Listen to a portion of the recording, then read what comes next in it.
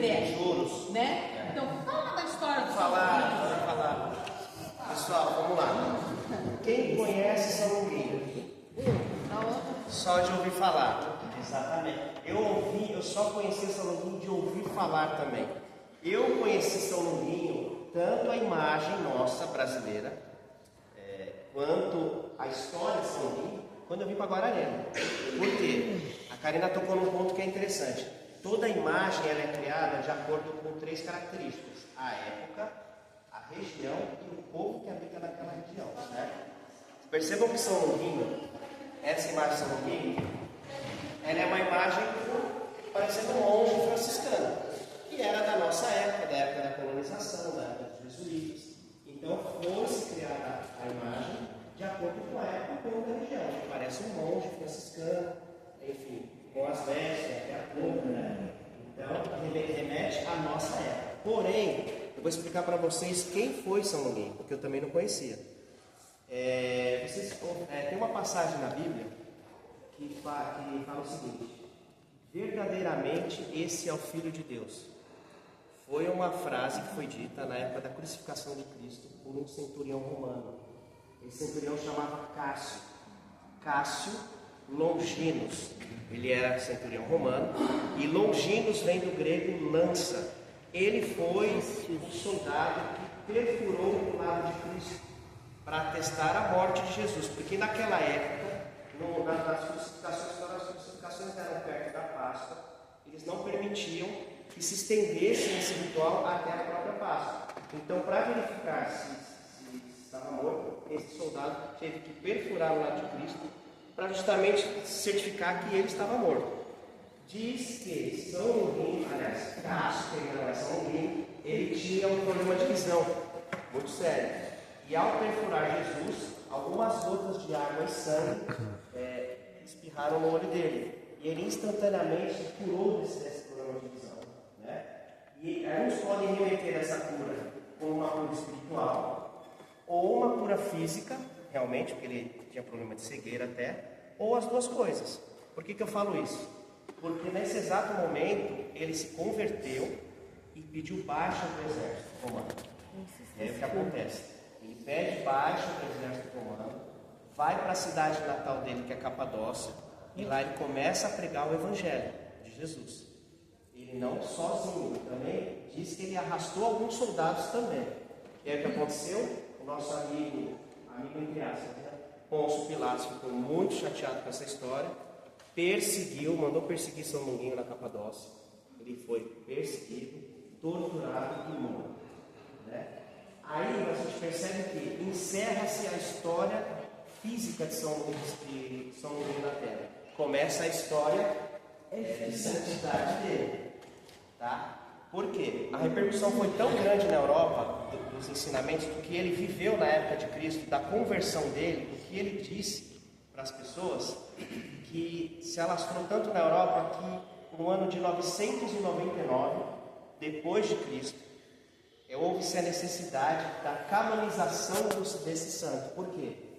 O Papa da época, que é o Silvestre II, né? O Papa da época percebeu que a repercussão estava tão grande que ele falou: olha, esse São Longuinho ele já tem muitos milagres nomeados a ele.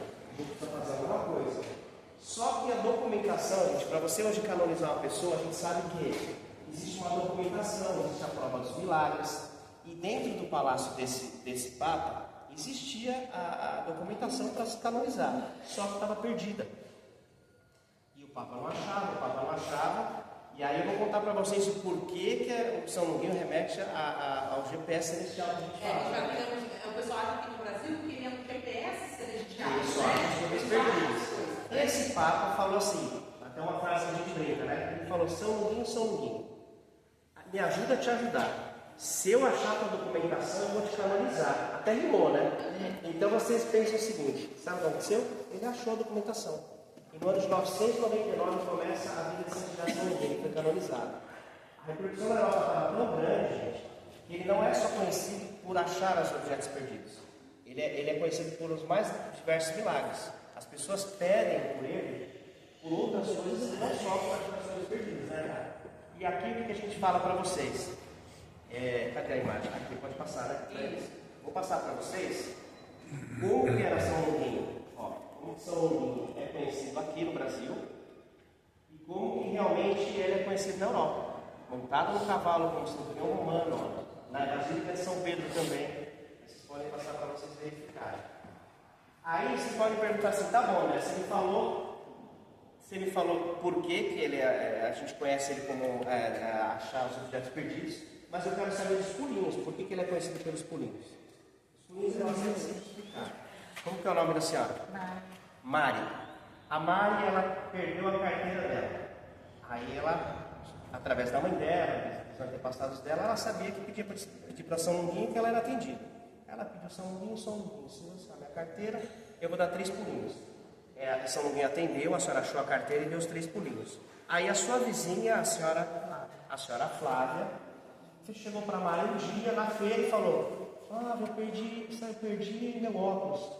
Ela vai contar para São Longuinho, para mim deu certo. O que ela fez? Ela pediu, foi atendida e deu os 3 pulinhos. Aí você falou para ela, que falou para ele, que falou para ela. Na verdade, a ideia dos 3 pulinhos é nossa. O brasileiro é tão legítimo que isso é criação nossa. Os pulinhos só existem aqui no Brasil. Mas o que acontece? São Longuinho atende através dos 3 pulinhos. É um dito popular nosso. Porque na Europa ele não é conhecido pelos 3 pulinhos. Só aqui no Brasil que pula. Só no Brasil que pula. Então, gente, mas a verdade é assim, o que interessa a gente saber é que o que vocês pedirem, quem é católico, mesmo quem não seja, quem pede com fé, não importa o que pede e para a intercessão que pede. O que importa é pedir com fé, né? Se vai dar 3 pulinhos, se vai dar 5, 10, a Karina tem até uma história dele, que ela vai contar para vocês dos pulinhos que ela precisou dar. Mas essa é a história de São Longuinho. Eu tenho para contar para vocês. E eu vou contar um rapidinho para vocês, gente. Estava eu lá, 17 anos, indo para o meu vestibular. Aí minha mãe falou assim: vamos ficar para o vestibular? Eu falei: vamos para o vestibular. Eu era meu pai. Aí ela falou: pega a sua pasta com a sua inscrição, o seu RG, todas as suas coisas. Não, mamãe, tá tudo aqui. Vamos para o vestibular. Eu falei: tá, é longe. Se acontecer alguma coisa, já tá em casa. Vamos conferir. Aí quando eu conferi, cadê o RG? O RG não estava aqui, não estava a inscrição, estava o CPF, estava tudo. Ela falou: você não falou que estava aqui? Eu falei: estava aqui, não está mais. Aí ela falou assim: vamos procurar. Começamos a procurar, e meu pai lá fora buzinando para a gente poder ir para o vestibular, e não sei o que, e buzina. E aí a gente procurando, não achamos mais. Meu Deus do céu, o meu problema atual não é nem não fazer o vestibular, o problema estava no meu pai, que eu esqueci que eu perdi o RG, ele me matar. Aí eu falei: meu Deus do céu, mãe, o que vai acontecer? Eu estou sem o RG. Ela falou assim, a mãe, né? A mãe sempre vem com uma solução.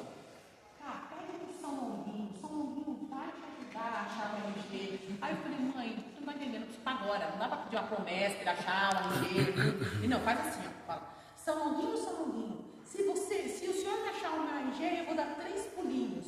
Aí eu falei: não, a minha situação está periquitante. Eu falei: eu preciso assim. São Longuinho, se o senhor me ajudar, eu vou dar 100 pulinhos.